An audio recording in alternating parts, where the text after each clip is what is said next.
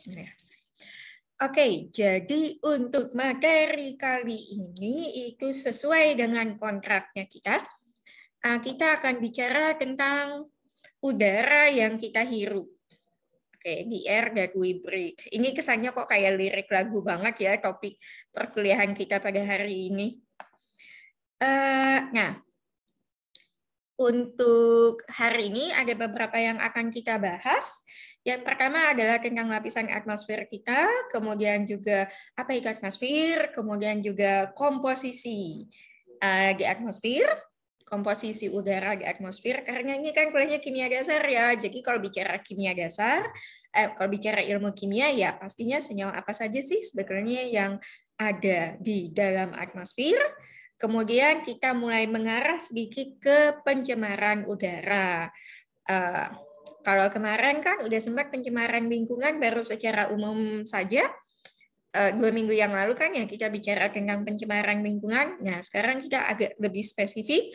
Pencemaran udara itu penyebabnya apa saja, kemudian juga polutannya apa saja. Masih ingat kan ya bedanya kontaminan sama polutan? Ayo. Pokoknya kalau kuliah sama Bu Tami mah asal ingat 2 itu aja. Paling tidak udah B gitu loh. Kemudian jenis-jenis polutan, kemudian juga apa saja sih proses-proses yang akan mempengaruhi pencemaran udara. Oke. Nah, jadi mulai dari apa itu atmosfer dulu ya. Atmosfer itu berasal dari bahasa Yunani kuno. Sebagian besar memang kalau yang terkait dengan keilmuan gitu biasanya memang asalnya dari bahasa Yunani ya. Jadi atmosfer itu berasal dari bahasa Yunani kuno yang artinya atmos atau vapor atau uap. Kemudian juga ada sphaerum yang berarti bola atau sphere. Nah, jadi yang namanya atmosfer itu adalah lapisan atau deretan lapisan. Deretan lapisan yang mengelilingi suatu planet.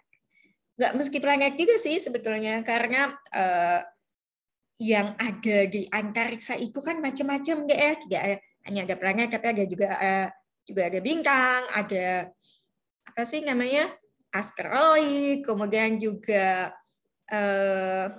planet-planet yang ukurannya terlalu kecil untuk bisa dianggap planet, kayak Pluto kan kemarin sempat beberapa kali yang lalu, ingat nggak sih kasusnya Pluto itu bukan planet, like whatever, bagi saya dia tetaplah planet.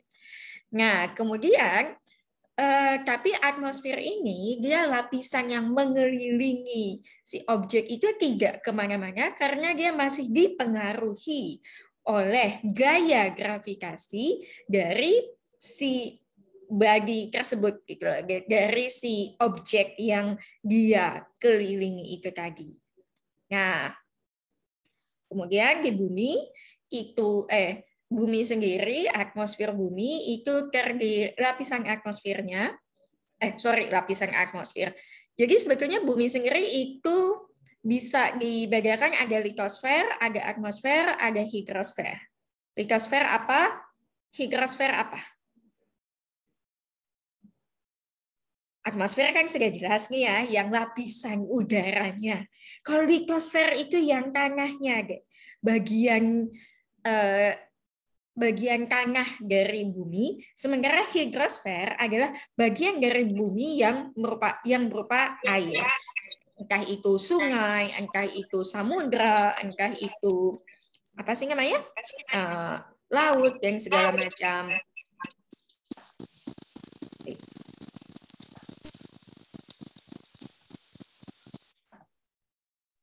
Nah,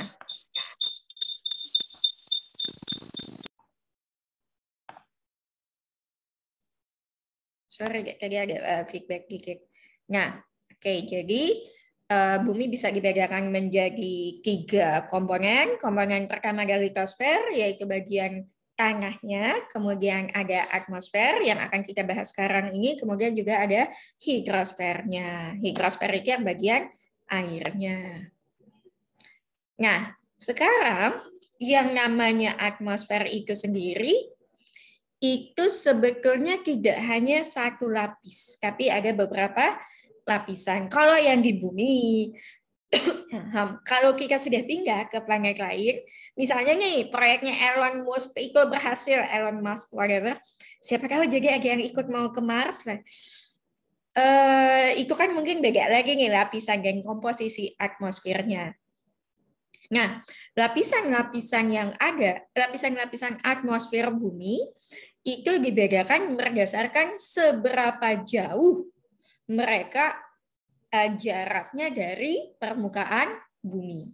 Jadi, stratifikasi atau pembagian lapisan-lapisan atmosfer di bumi itu diinginkan dibedakan berdasarkan berapa jauh jarak dari lapisan dimaksud dengan permukaan bumi. Dan tidak hanya dari segi jaraknya saja sih, komposisi, kemudian juga temperatur dari setiap lapisan atmosfer tersebut itu juga berbeda-beda. Temperatur dan tekanannya itu berbeda-beda. Jadi lapisan atmosfer yang ada di bumi itu bisa dibedakan menjadi 4, ada troposfer, stratosfer, mesosfer, dan termosfer. Apa yang ada di sini? Komposisi kandungan senyawa kimia yang ada di masing-masing lapisan atmosfer itu berbeda-beda. Kenapa bisa berbeda-beda? Kenapa mereka tidak kompak? Karena kan jarak ininya berbeda-beda ya. Kita membedakan antar tiap lapisan ini kan berdasarkan jarak antara lapisan tersebut dengan permukaan bumi. Karena perbedaan jarak itu lalu kondisi fisik dari setiap lapisan atmosfer itu juga berbeda, terutama dari segi temperatur dan tekanan.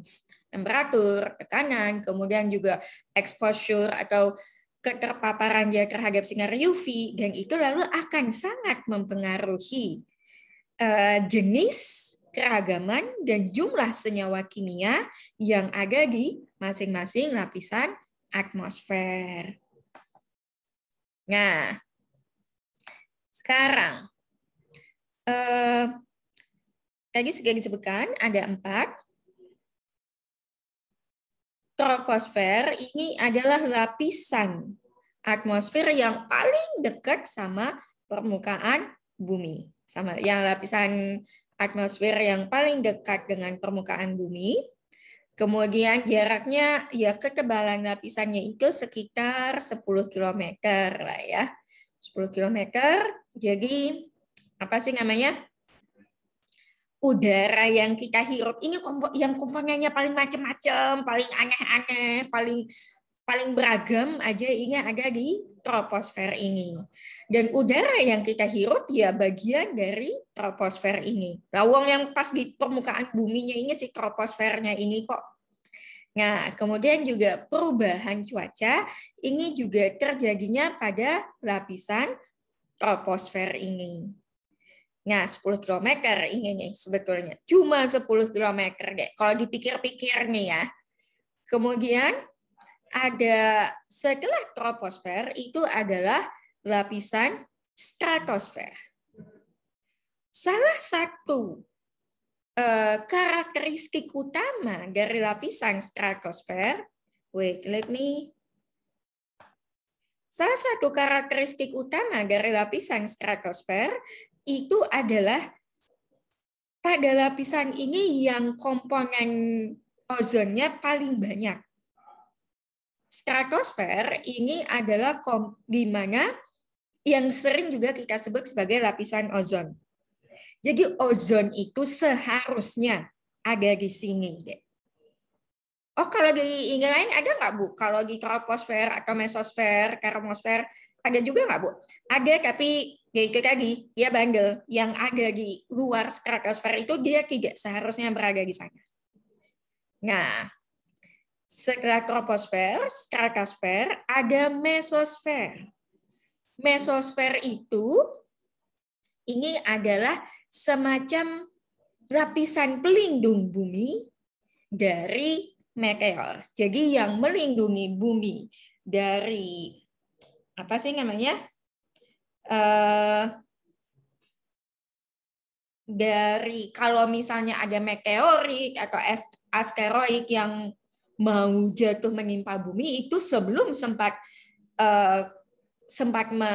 jatuh ke permukaan bumi itu biasanya dia akan kebakar duluan di mesosfer ini. Nah, selanjutnya termosfer ini sudah yang lapisan paling luar dan ini yang sudah densitasnya paling rendah. Karena dia paling luar, jadi efek gravitasi bumi itu juga sudah yang paling lemah dirasakan di bagian ini. Dan karena sudah paling lemah itu lalu senyawa-senyawanya juga udah pada lepas-lepas kan, udah pada hilang-hilang kan. Nah, jadi makanya lalu densitasnya itu juga menjadi yang paling rendah.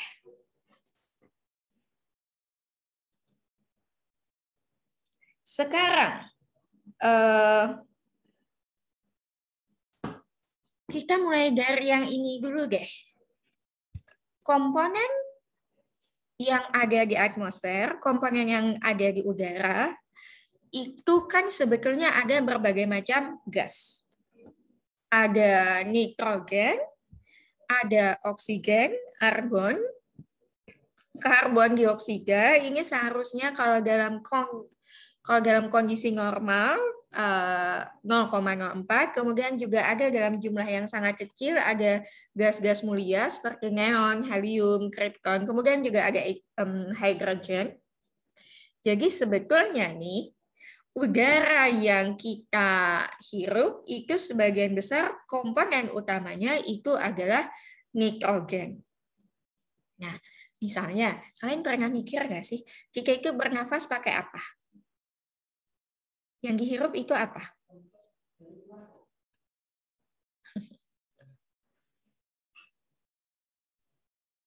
Ayo deh, ini tuh pertanyaan anak kelas 1 SD. Makhluk hidup membutuhkan apa untuk bernafas? Oksigen, Bu. Oksigen. Good, bagus. Nah, cuma sekarang kan gini. Kalau ngelihat nih, campuran. Saya kebiasaan, saking kangennya ngajar offline, coba. Biasanya saya kalau ngajar offline itu sambil coret-coret di papan tulis. Ini masa layar laptop saya yang dicoret-coret. Udara ini kan komponennya bukan cuma oksigen. Oksigen malah nggak nyampe sepertiga loh. Nitrogen nih yang paling banyak. Kemudian juga ada argon, karbon dioksida, dan uap air. Terus kita bernafas kan kita nggak tahu nih yang mana nitrogen, yang mana oksigen. Masuk semua kan sebetulnya. Terus kok kita nggak kenapa-napa ya? Kira-kira kalau menurut kalian kenapa? Dulu pernah kepikir kayak gitu nggak sih? Atau cuma mengikuti aja apa katanya saya? Oke, misalnya jadi gini, komposisi udara yang kita hirup itu memang bermacam-macam. Nitrogen, oksigen, argon, karbon dioksida, uap air, dan ya itu tadi kan kita apa sih namanya? Kita menghirup udara ya dihirup begitu aja, tidak ada saringan khusus. Kita kan nggak pakai masker yang oksigen only gitu, nitrogen dilarang masuk kan nggak ada nih. Nah, makanya tapi walaupun begitu, waktu kita menghirup nitrogen, coba lihat di sini. Komposisi nitrogen di dalam udara yang kita hirup itu sekitar 78%. Apa sih namanya? 78%. Kemudian pada saat kita keluarkan kembali, itu juga komposisinya tetap 78%.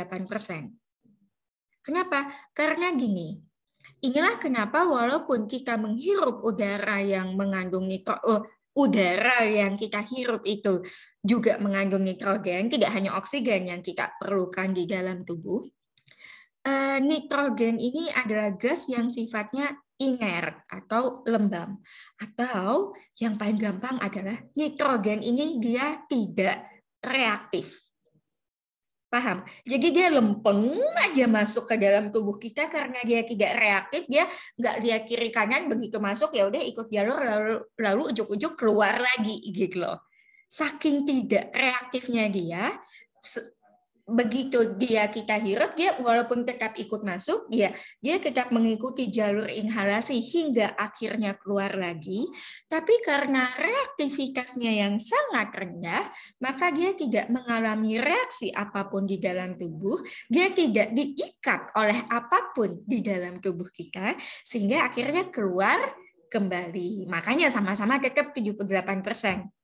Jadi dia adalah orang yang paling chill out, paling nggak ngapa-ngapain gitu loh. Beda halnya dengan oksigen. Kalau oksigen karena memang sistem metabolisme tubuh kita itu benar-benar apa sih namanya memang sudah diciptakan bahwa jadi tubuh kita, sistem metabolisme tubuh kita memang perlu oksigen. Jadi sistem metabolisme tubuh kita lalu bisa mengenali begitu ada udara yang masuk, yang oksigen yang mana itu langsung diikat oleh mereka. Dan oksigen ini juga dia reaktif gitu loh. Jadi di satu sisi memang sistem tubuh kita siap menerima, dan oksigen pun dari segi reaktivitas kimiawinya juga dia siap untuk bereaksi. Oke, jadi paham ya? Nah, sekarang karbon dioksida juga jelas ya. Kenapa? Waktu kita hirup, waktu pertama kali kita hirup, waktu masuk ke dalam sistem metabolisme tubuh kita, udara yang kita hirup itu sebetulnya karbon dioksidanya itu kadarnya cuma 0,04%, rendah sekali ya. Apalagi kalian anak statistik jauh lebih tahu 0,04% itu segimana gitu loh. Tapi kok ujuk-ujuk keluar jadi banyak 4,0. Jadi 4%, jadi naik berapa kali lipatnya itu? 100 kali lipatnya ya. Ya karena sistem metabolisme tubuh kita itu lalu mengolah oksigen dan karbon yang masuk. Karbon kan bisa masuk dari mana-mana dan dikeluarkannya dalam bentuk karbon dioksida. Oke. Nah, sekarang komposisi dari atmosfer itu seperti yang sudah saya sebutkan tadi. Sebentar. Komposisi yang ada di atmosfer itu terdiri atas nitrogen. Terus kalau misalnya waduh, artinya nitrogen ini hidupnya sia-sia ya Bu ya. Dia ada di udara, dia cuma berkeliaran begitu saja kita pakai juga. Enggak deh. Dia kalau untuk manusia memang tidak digunakan, paling tidak untuk pernafasan ya, tapi kalau untuk hal-hal lain ya kepakai lah ya, nitrogen cair segala macam. Tapi nitrogen itu merupakan salah satu unsur yang merupakan salah satu unsur komponen nutrien utama yang diperlukan oleh tumbuhan. Nah, sekarang misalnya kalau misalnya tumbuhan memang memerlukan nitrogen, Bu, sementara nitrogen ini kan katanya tadi sifatnya tidak reaktif. Dia nggak bisa ngapa-ngapain. Dia sulit untuk bereaksi. Jadi gimana caranya tumbuhan itu bisa mendapatkan nitrogen dari udara?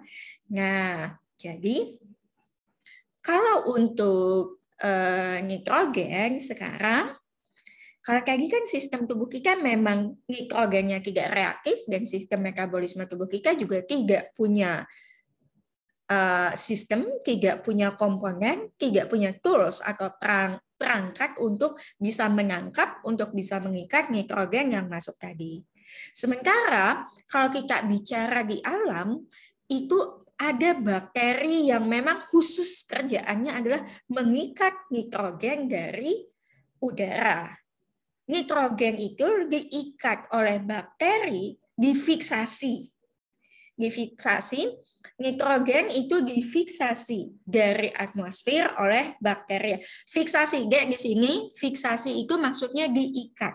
Fiksasi nitrogen oleh bakteri. Sorry. Jadi pengikatan nitrogen oleh bakteri. Fiksasi itu pengikatan, deh. Makanya saya suka agak bingung. Kadang-kadang kan kita suka menciptakan istilah sendiri ya. Jadi jadwalnya udah fix, udah fix. Kemudian saya kadang-kadang dihubungi mahasiswa, Bu mau fiksasi jadwal. saya kan mikir dulu gitu loh, fiksasi itu maksudnya apa? Karena kalau di istilah kimia fiksasi itu pengikatan gitu loh. Oke. Nah, oleh bakteri ini nitrogen difiksasi, kemudian bakteri ini tugasnya adalah mengkonversi nitrogen yang tadinya berada dalam bentuk N2 untuk dirubah menjadi bentuk yang dapat digunakan oleh organisme, terutama tumbuhan. Memangnya kalau hanya dalam bentuk N2 saja nggak bisa dipakai, Bu? Nggak bisa, karena dia itu tadi tidak reaktif gitu loh. Makanya oleh bakteri lalu dia diikat untuk dirubah menjadi nitrat atau NO3. Sebentar, mari kita berusaha menulis-nulis.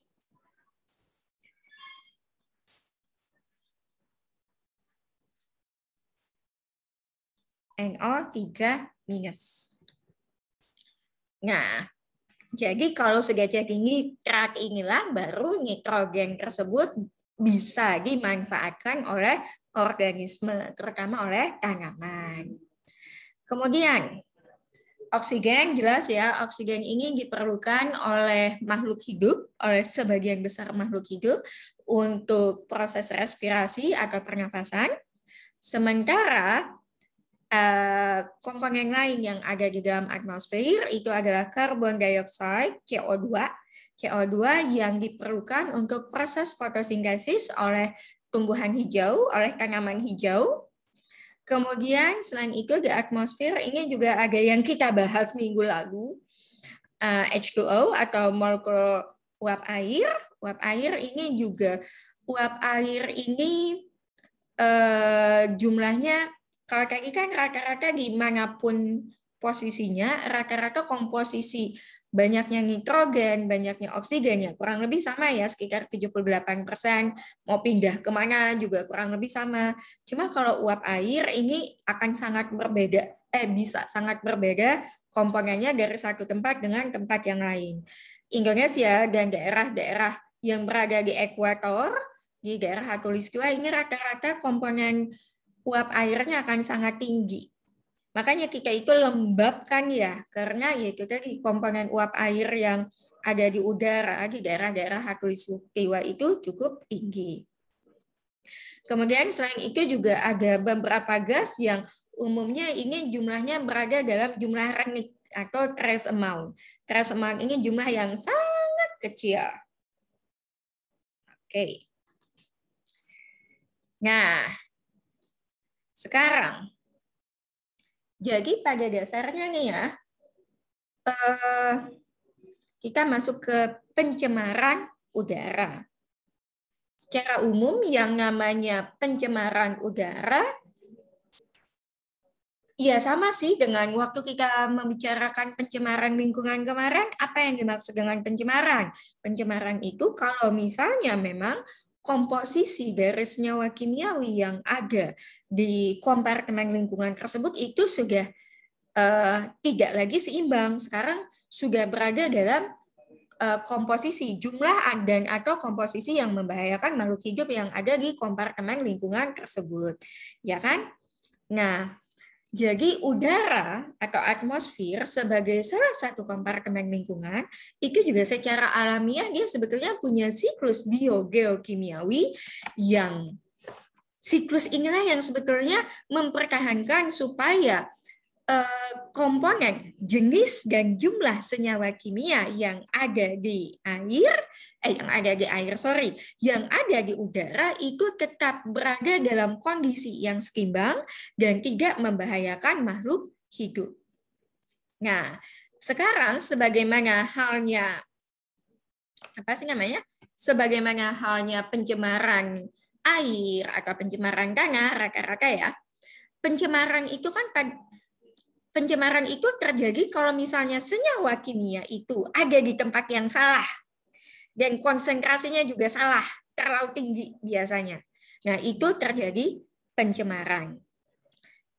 Termasuk juga pencemaran udara. Pencemaran udara itu terjadi kalau misalnya komposisi atau banyaknya salah satu komponen yang ada di atmosfer kita itu sudah berada pada konsentrasi yang membahayakan makhluk hidup.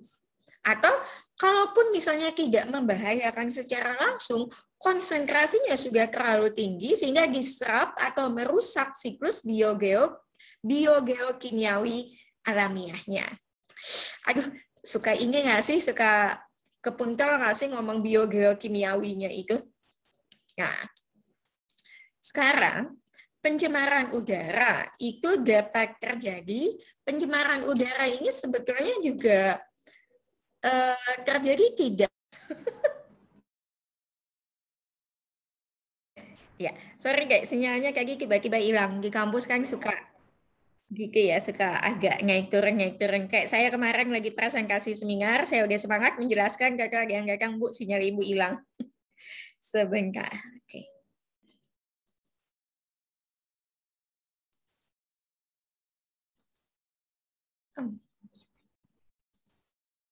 Oke.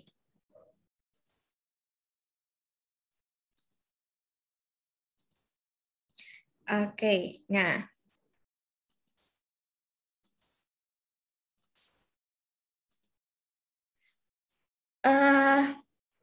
pencemaran udara itu sendiri bisa terjadi tidak hanya akibat ulah manusia, akibat aktivitas manusia atau antropogenik.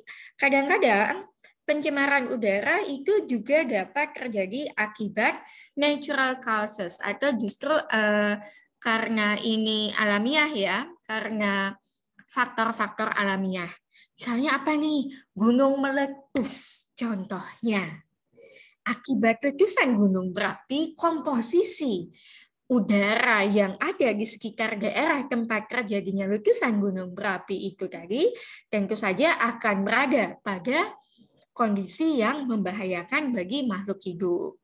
Contohnya banyak daerah yang saya yang paling ingat itu dulu Merapi sih ya, 2000 berapa itu? 2006 kalau saya tidak salah. Kemudian juga Krakatau itu yang betul-betul terkenal karena katanya kan sempat yang sampai berbulan-bulan tertutup ini apa sih namanya, tertutup berbagai macam asap dan partikel-partikel lainnya. Nah, sekarang pencemar atau polutan udara itu sendiri bisa berbentuk gas, bisa berada dalam bentuk gas, kayak misalnya sulfur, kemudian juga karbon dioksida pada jumlah yang berlebih, itu juga merupakan polutan, karbon monoksida, atau kemudian juga mungkin gas-gas beracun lainnya, NOx ya terutama. Kemudian selain pencemar udara yang berada dalam bentuk gas tersebut, pencemar di udara itu juga bisa berada dalam bentuk partikulat. Partikulat ini padatan yang berukuran sangat kecil. Nah, partikulat ini dia berukuran sangat kecil dan biasanya lalu menjadi tempat menempelnya senyawa-senyawa berbahaya lainnya. Contoh partikulat ini misalnya ini kayak kalau misalnya kita kena yang kebakaran lahan itu loh, Dek, kan apa sih namanya? Asapnya itu kelihatan ya sebetulnya bahwa ada yang putih-putih partikulatnya itu melayang-layang gitu. Nah, itu salah satu contoh partikulatnya. Kemudian juga kadang-kadang mungkin malah partikulat ini sendiri ya saking kecilnya bentuknya. Ini salah satu permasalahan kalau misalnya di dekat daerah pertambangan batu bara, contohnya nih. Jadi sisa-sisa serpihan-serpihan batu baranya itu juga kadang-kadang masih melayang-layang di udara sebagai partikulat yang akhirnya karena kita kan nggak sadar ya, akhirnya lalu terhirup, ujung-ujungnya ya waktu di ronsen baru kelihatan gitu loh item-itemnya itu. Nah, beberapa pencemar udara yang utama yang paling sering ditemukan ini antara lain adalah sulfur dioksida atau SO2. SO2 ini umumnya berasalnya dari mana? Salah satu sumber utama dari keberadaan SO2 sebagai pencemar di atmosfer itu adalah akibat pembakaran bahan bakar fosil yang masih mengandung sulfur atau masih mengandung belerang. Nah, kenapa SO2 ini dikatakan merupakan pencemar? Pertama dulu karena selain memang sifatnya yang toksik terhadap makhluk hidup, keberadaan SO2 di atmosfer ini juga dapat mendorong terjadinya hujan asam. Nah, kemudian CO atau karbon monoksida, particulate matter yang tadi sudah saya jelaskan tadi ya, CO, NOx atau senyawa nitrogen oksida, ada NO2, ada NO saja, makanya jadinya NOx. X-nya ini bisa 1 atau 2. Kemudian ozon. Ya, misalnya bukannya ozon itu kita perlukan ya, kenapa jadi dianggap sebagai pencemar di udara? Karena dia kalau misalnya berada di lapisan yang salah, dia justru menjadi pencemar. Ingat, yang namanya polutan itu pencemar, apa sih namanya? Pencemaran itu kayak terjadinya seringkali adalah karena si senyawa kimia ingin berada di tempat yang salah. Termasuk juga ozon. Ozon kalau misalnya dia berada pada lapisan di mana dia seharusnya berada, saya sendiri nggak pernah hafal lapisannya yang mana. Berada pada lapisan ozon ya dia memang diperlukan gitu lagi. Tapi kalau misalnya dia berada di lapisan yang salah, dia justru menjadi polutan. Timbal ini juga biasanya timbal ini dulu sering digunakan sebagai zat aditif dalam ini apa sih namanya di dalam bahan bakar fosil, di dalam bensin. Cuma sekarang juga kan rata-rata udah ini ya udah pada lead free semua katanya, sudah tidak boleh lagi menggunakan timbal. Selain itu timbal ini juga salah satu sumber pencemar timbal di udara ini di dalam cat deh. Cat ya. Nah, timbal ini dia biasanya kalau cat yang warnanya cerah itu salah satu komponen yang ada di dalamnya. Kalau cat di zaman dulu itu pakai timbal. Di Indonesia sayangnya masih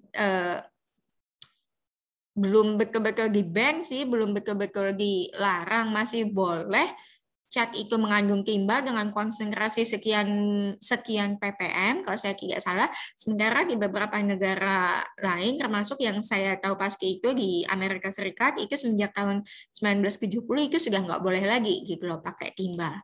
Salah satu contoh kalau mau lihat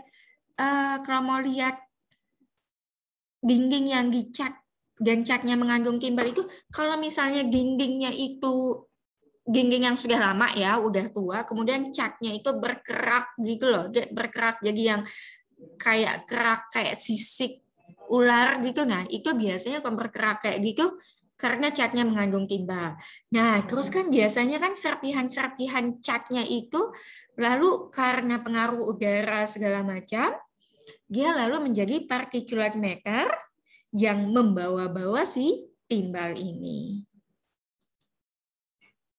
Nah, sekarang yang namanya polutan di udara itu bisa dibedakan menjadi polutan primer atau polutan sekunder. Bedanya apa?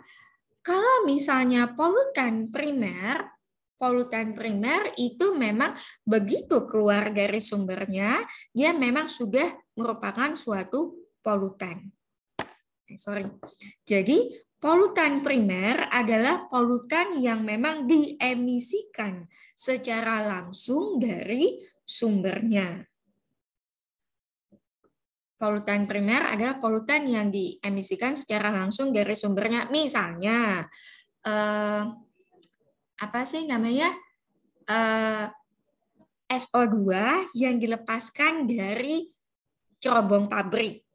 Nah, jadi kalau misalnya suatu industri ini punya pabrik, kemudian juga dia tidak punya sistem pengolahan, tidak punya sistem exhaust yang bagus, jadi begitu keluar dari cerobongnya itu mengandung SO2, SO2-nya itu kita golongkan sebagai polutan primer. Karena ya itu tadi, dia begitu keluar dari sumbernya sudah merupakan suatu polutan.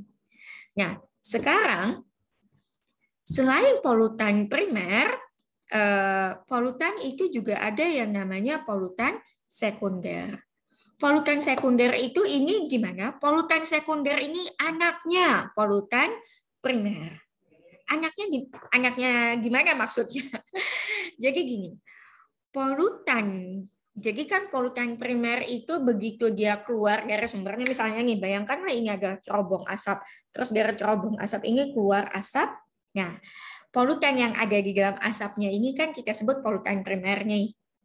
Nah, kemudian pada saat dia sudah keluar dari atmosfer, si polutan primer ini lalu mengalami reaksi kimiawi maupun fotokimiawi. Hingga akhirnya karena dia mengalami reaksi kimiawi dan fotokimiawi itu tadi, dia lalu berubah lagi menjadi suatu senyawa baru yang sama-sama berbahaya, yang sama-sama bersifat toksik. Si senyawa kimia yang terbentuk dari reaksi kimiawi si polutan primer inilah yang disebut sebagai polutan sekunder. Jadi terbentuknya polutan sekunder itu terbentuk di atmosfer sebagai hasil reaksi dari polutan primer yang mengalami reaksi kimiawi maupun fotokimiawi di atmosfer. Oke. Nah, sekarang yang namanya ini adalah contoh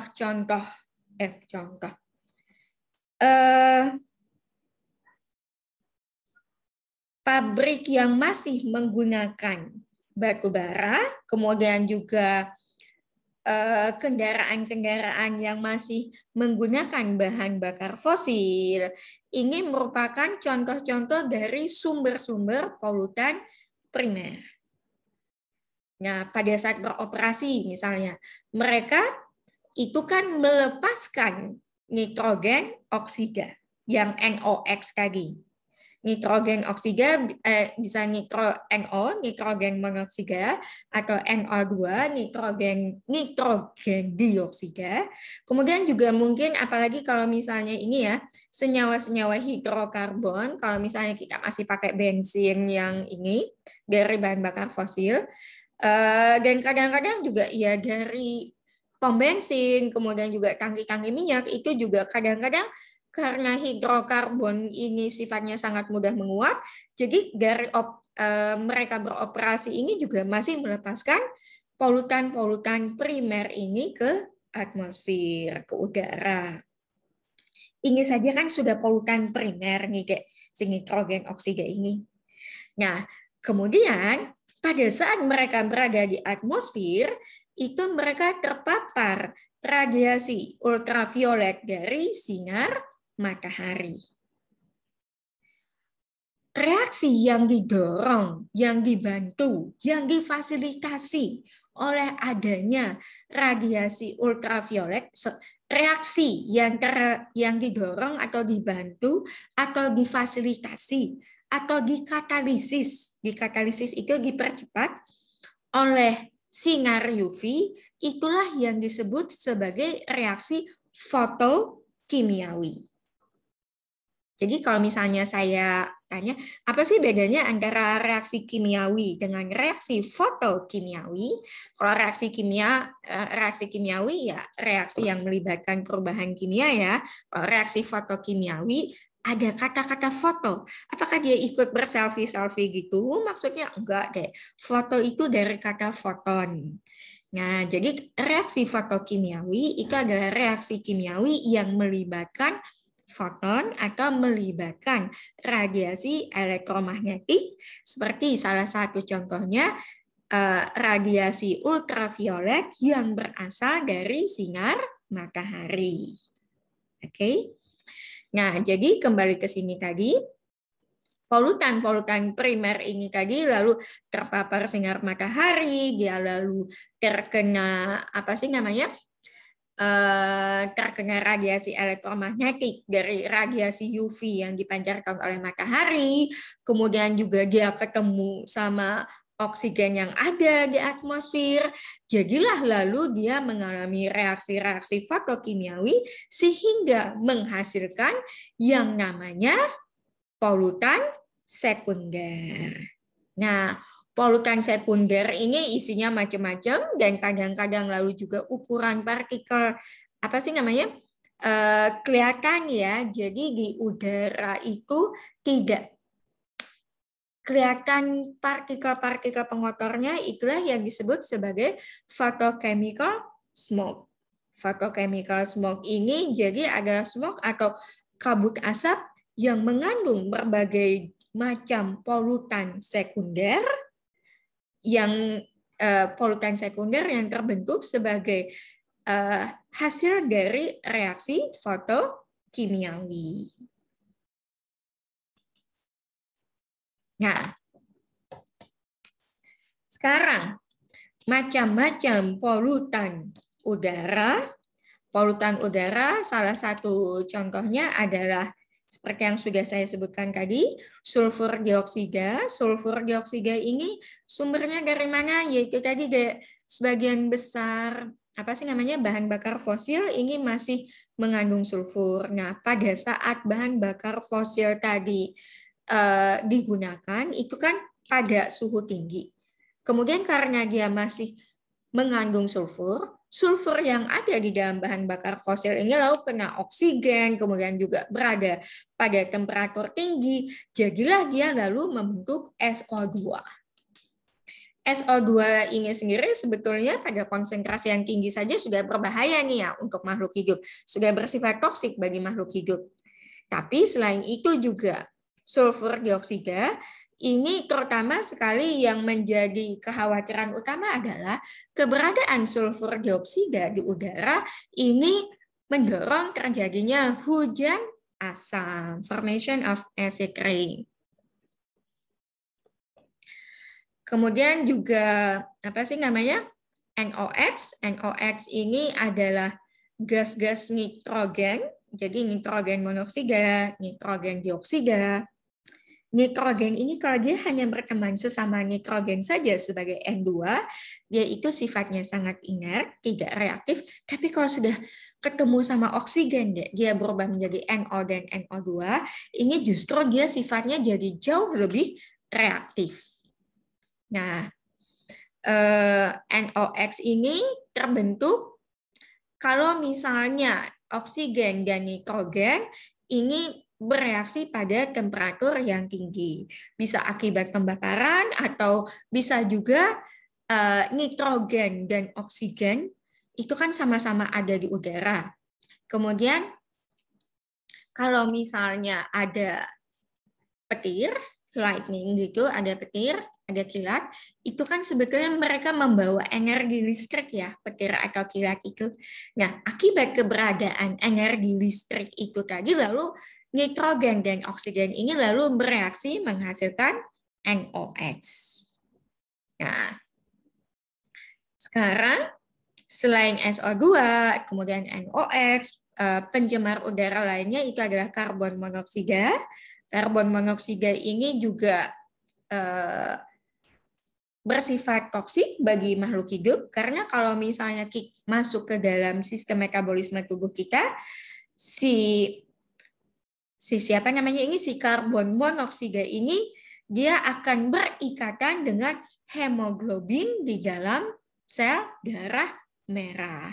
Padahal kan seharusnya si sel darah merah ini yang dia ikat itu adalah oksigen. Tapi karena keduluan diikat sama karbon monoksida, karena udah keburu ada karbon monoksida di dalam si hemoglobin, hemoglobin ini lalu kehilangan kemampuannya untuk bisa mengikat oksigen. Jadi akibatnya apa? Akibatnya ya di dalam tubuh kita transportasi oksigen ini jadi berkurang. Makanya mungkin ada yang dulu sempat aktif PMR segala macam nggak sih? Ada yang ingat apa itu zat lemas kan ya disebutnya dulu, saya ingatnya karbon monoksida ini, yaitu tadi kenapa kalau banyak menghirup karbon monoksida itu lalu tahu-tahu jadinya lemes aja, karena oksigen itu jadinya nggak bisa dibawa ke bagian-bagian tubuh yang memerlukan. Gimana mau bawa? Yang tukang bawanya ini si hemoglobin yang seharusnya bertugas membawa oksigen, dia udah keburu ketumpangan karbon monoksida duluan gitu, oke? Nah, kemudian selain itu juga ada VOC atau volatile organic compound.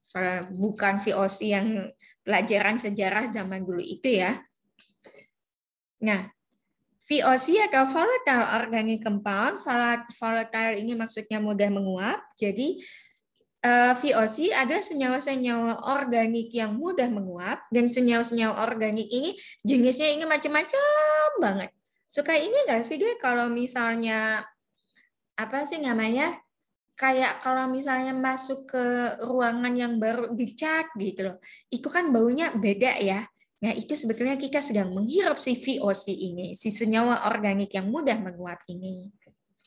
Nah VOC ini seperti yang sudah saya sebutkan tadi, jenisnya macam-macam sekali, jadi strukturnya juga macam-macam, dan sumbernya juga dari berbagai macam sumber. Bisa berasal dari pembakaran bahan bakar fosil atau pembakaran sampah yang tidak sempurna, kemudian juga bisa berasal dari aktivitas-aktivitas industri, atau kadang juga sebetulnya bisa berasal dari sumber-sumber alami. Misalnya saja kayak kebakaran hutan itu juga banyak sekali melepaskan VOC ke atmosfer kita.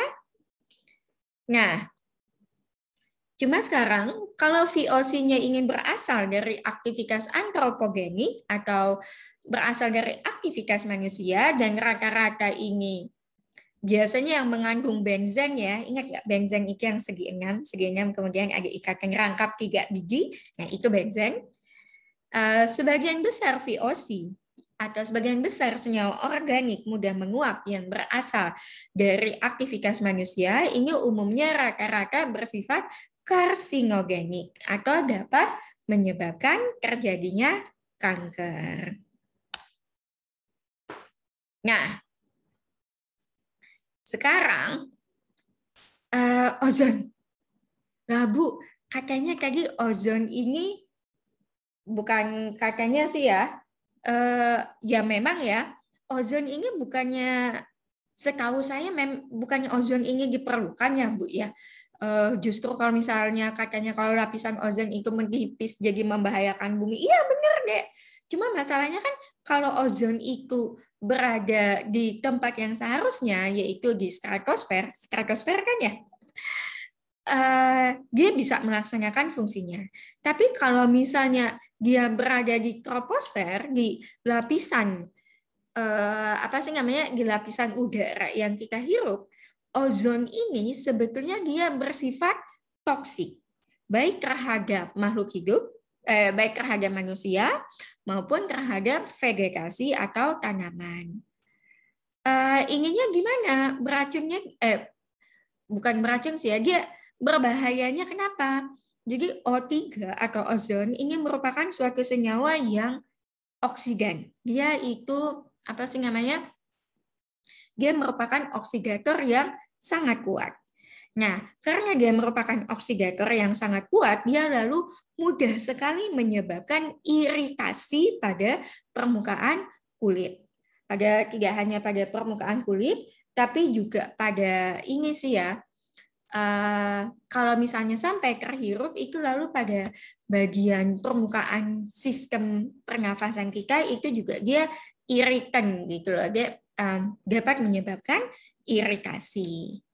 Kemudian juga apa sih namanya, karena sifatnya yang sangat merupakan oksidator kuat ini tadi, dia lalu juga justru merusak senyawa-senyawa lain. Kemudian aerosol ini adalah aerosol atau particulate matter. Jadi selain senyawa-senyawa kimia beracun dan berbahaya yang ada di atmosfer yang berada di dalam bentuk gas. Nah, atmosfer ini juga mengandung partikel-partikel padatan atau cairan yang tersuspensi, jadi dia melayang-layang di udara, dan inilah yang disebut sebagai particulate matter atau materi partikulat. Dan ukurannya biasanya kalau untuk aerosol di udara, di atmosfer, ini ukurannya rata-rata antara 0,01 sampai dengan 10 mikrometer dari segi diameternya. Nah, sekarang ada beberapa faktor yang menentukan tingkat pencemaran udara. Yang pertama adalah emisi. Emisi ini dilepaskannya senyawa kimia ke lingkungan, itu disebut sebagai emisi. Emisi adalah dilepaskannya senyawa-senyawa kimiawi, termasuk juga polutan atau pencemar ini tadi ke lingkungan. Ini disebut sebagai emisi. Jadi seberapa banyak senyawa kimia yang dilepaskan ke lingkungan itu tentu saja akan mempengaruhi tingkat pencemaran udara. Semakin banyak penggunaan kendaraan bermotor atau semakin banyak industri-industri yang menggunakan bahan bakar fosil, otomatis semakin banyak pula pencemar-pencemar atmosfer yang dilepaskan ke udara. Nah, selain itu juga tentu saja proses yang mempengaruhi tingkat pencemaran udara di suatu lokasi, di suatu titik adalah reaksi kimiawi yang terjadi. Jadi reaksi kimiawinya ini bisa mentransformasi atau merubah senyawa-senyawa kimia yang ada di udara, atau akhirnya ya justru eliminate sekalian gitu. Transportasi, perpindahan. Jadi atmosfer ini merupakan salah satu kompartemen lingkungan yang paling kompleks. Paling kompleksnya itu apa? Karena transportasi atau pergerakan atau mobilitas dari polutan-polutan yang ada di udara ini sangat cepat, sangat kerap terjadi. Transportasi ini adalah juga merupakan salah satu faktor yang mempengaruhi tingkat pencemaran udara yang terjadi di suatu titik, di suatu lingkungan. Biasanya kalau kita konteksnya adalah pencemaran udara, lalu kita bicara transportasi particulate matter ini, atau tidak hanya particulate matter sih ya, tapi juga gas-gas pencemar yang berada dalam bentuk gas, ini transportasi pergerakannya, mobilitasnya ini ditentukan oleh arus udara, oleh angin. Nah, transportasi ini beda dengan deposisi. Kalau transportasi itu kita bicara tentang mobilitasnya secara horizontal akibat adanya tiupan angin, jadi dia bergerak dari titik A ke titik B. Tapi kita masih bicara pada batas perpindahan secara horizontal. Kalau deposisi itu yang tadinya melayang-layang, dia sekarang jatuh ke permukaan bumi. Deposisi ini apa sih namanya? Deposisi ini adalah kembalinya partikulat, kembalinya senyawa-senyawa yang ada di atmosfer kembali ke permukaan bumi, entah karena memang dia diserap, misalnya seperti fiksasi nitrogen oleh bakteri tadi, atau bisa juga karena ya particulate matter-nya lama-kelamaan mereka bergabung menjadi satu sehingga akhirnya terpengaruh oleh gaya gravitasi, yaitu juga deposisi, atau ya dia akhirnya sekarang terbawa oleh air hujan lalu jatuh kembali ke bumi. Nah, itu namanya deposisi. Jadi kalau deposisi kita bicara tentang perpindahan dari pencemar udara tadi secara vertikal, yang tadinya dia melayang-layang di udara, itu dia sekarang kembali ke permukaan bumi. Kayaknya habis ya. Ya, pas 1 jam. Oke. Untuk materi yang saya sampaikan hari ini sampai situ dulu. Ada yang mau ditanyakan? Atau ada yang perlu saya ulangi? Atau ada yang perlu dikonfirmasi? Dek, silahkan. Izin bertanya, Bu. Ya, silahkan. Maulun Novanda Rizky Ramadana. Ingin bertanya tadi kan di lapisan atmosfer yang mesosfer itu kan bisa membakar meteorit dan asteroid. Tapi bukannya itu lapisan atmosfer yang paling dingin, Bu? Kenapa bisa asteroid atau meteorit yang di situ bisa terbakar, Bu? Sebentar. Pertanyaannya tadi mesosfer itu adalah apa sih? Sebentar guys. Saya sambil nyari slide saya tadi, maaf.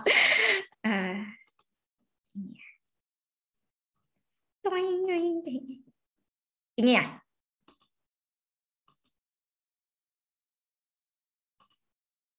Oke, jadi pertanyaannya tadi lapisan mesosfer itu kan sebetulnya temperaturnya sangat rendah karena dia apalagi dia posisinya kan udah jauh dari permukaan bumi ya. Jadi kalau saya tidak salah udah sih yang sampai minus 80 minus 100 derajat Celcius gitu deh. Terus tapi kenapa justru si mesosfer si asteroid ini justru kalau masuk ke mesosfer itu dia justru jadi terbakar. Kebakarannya dari mana, Bu, dengan suhu yang sebegitu rendahnya gitu ya, Dek? Pertanyaannya. Gini, Bu. Oke, soalnya gini, Dek. Pada saat mesosfer, pada saat asteroid itu mulai memasuki lapisan mesosfer, itu dia bertumbukan dengan berbagai partikel lain yang ada di lapisan tersebut. Paham? Nah, jadi apa sih namanya? Kalau kayak gini aja, si mesosfer ini dia tidak hampa, tapi ada berbagai macam partikel, ada berbagai macam gas yang mengisinya. Sehingga ketika beda sama yang paling atas tadi apa? Eksosfer ya, saya lupa. Termosfer ya, termosfer kan paling atas. Termosfer ini karena gaya gravitasinya sudah tidak terlalu kuat lagi, jadi densitasnya agak lebih rendah. Sementara mulai memasuki lapisan mesosfer, itu sudah mulai ada berbagai macam partikel, ada berbagai macam gas, ada berbagai macam molekul. Jadi sekarang si asteroid ini yang tadinya dia di angkasa itu tidak ketemu apa-apa, begitu memasuki lapisan mesosfer dia mulai ketemu, mulai bergesekan dengan berbagai macam partikel yang ada di mesosfer tadi.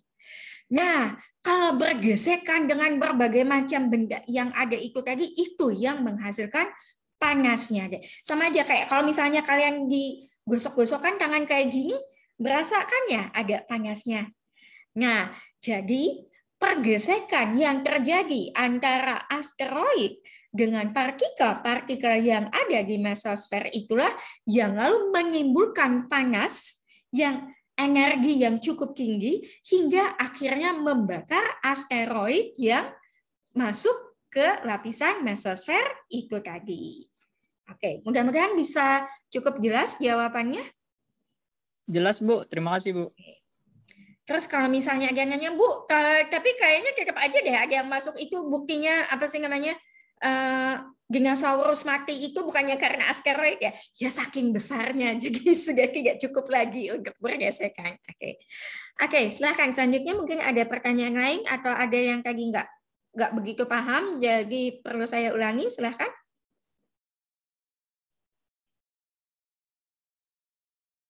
Boleh nanya lagi kan, Bu? Silahkan. Untuk dampak dari air pollution tadi, Bu, kan ada natural cause and human activity, Bu. Nah, itu tuh apa dampaknya untuk makhluk hidup itu berbeda, Bu? Dan lebih berbahaya mana, Bu? Yang lebih berbahaya natural or human activity, Bu? Oke, jadi yang namanya pencemaran udara itu dapat terjadi akibat pengaruh alamiah, misalnya terjadi bencana alam, atau akibat ini ya, akibat aktivitas manusia. Kalau saya akan bilang, kalau dampaknya mungkin akan lebih berbahaya yang pencemaran udara yang disebabkan oleh manusia. Kenapa? Karena lalu pencemar-pencemar yang dihasilkan oleh aktivitas manusia itu seringkali adalah senyawa-senyawa kimia sintetik atau senyawa-senyawa kimia non-alamiah yang lingkungan hidup, yang lingkungan secara alamiah itu tidak bisa memprosesnya untuk kembali ke keadaan yang tidak membahayakan. Sementara kalau misalnya kayak bencana alam, kayak letusan gunung berapi, walaupun lalu secara mendadak nih, secara tiba-tiba, komposisi senyawa kimia yang ada di lingkungan itu menjadi jauh lebih tinggi dari yang seharusnya, tapi jenisnya tetap adalah jenis-jenis yang memang alamiah, gitu, yang lingkungan hidup bisa secara natural itu bisa memprosesnya kembali, walaupun sekarang jadinya jauh lebih lambat karena sekarang yang diproses jadi harus lebih banyak ya, sehingga kembali ke keadaan seimbang. Tapi kalau pencemaran tersebut diakibatkan oleh manusia, sebagian besar dari pencemar yang dihasilkan itu tadi ini adalah senyawa-senyawa sintetik yang kita udah kesulitan untuk bukan kitanya ya, lingkungan hidup ini sudah tidak bisa mengenali lagi, apalagi memprosesnya. Oke, mudah-mudahan bisa menjawab pertanyaannya. Ya Bu, terima kasih Bu. Oke, ada lagi yang mau ditanyakan?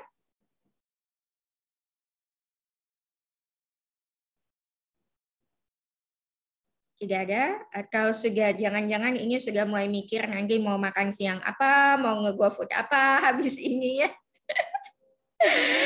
Oke. Kalau misalnya memang tidak ada yang ditanyakan untuk saat ini, kalau misalnya ternyata baru kepikir 3 hari kemudian juga nggak apa-apa sih. Misalnya minggu depan baru ingat mau nanya juga nggak apa-apa.